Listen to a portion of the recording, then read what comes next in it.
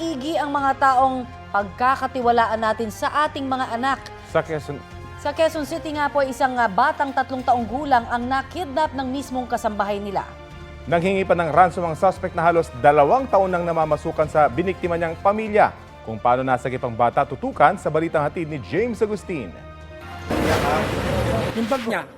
Napayakap ng mahigpit sa kanyang ate habang umiiyak ang 3 taong gulang na batang babae matapos siyang mailigtas mula sa kasambahay nilang kumidnap sa kanya sa Quezon City.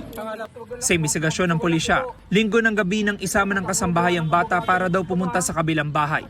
Itong kasambahay na almost 2 years na naninilbihan doon sa ating complainant, nagpaalam na kukuha siya ng gamot sa adjacent house nila. So pumayag naman tong complainant, no? Kasi siyempre kasambahay nila kasama yung 3 years old na bata. Lumipas daw ang halos 3 oras pero hindi na bumalik ang dalawa. Doon na nag-report ang mga magulang ng bata sa Masambong Police Station. Ang kasambahay nagpadala ng mensahe sa kapatid ng biktima at humihingi ng ransom na 150,000 pesos.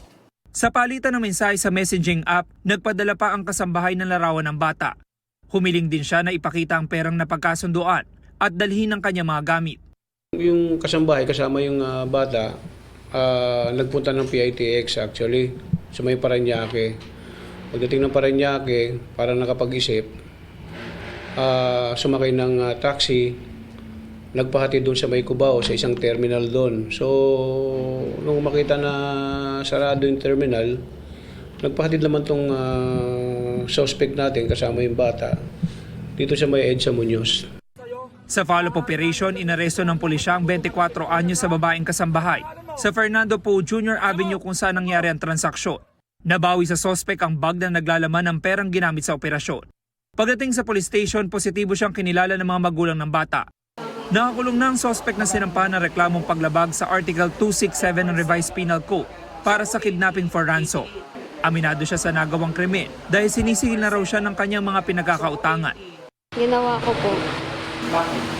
Kailangan ko po kasi ng pera. Pambayad po sa yung naoperahan ko ako. Paalala naman ng mga otoridad sa publiko. Dapat suriin nilang maigi, no? As much as possible,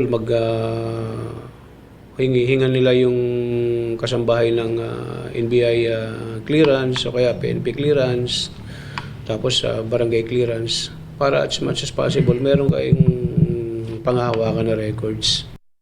James Agustin, nagbabalita para sa GMA Integrated News.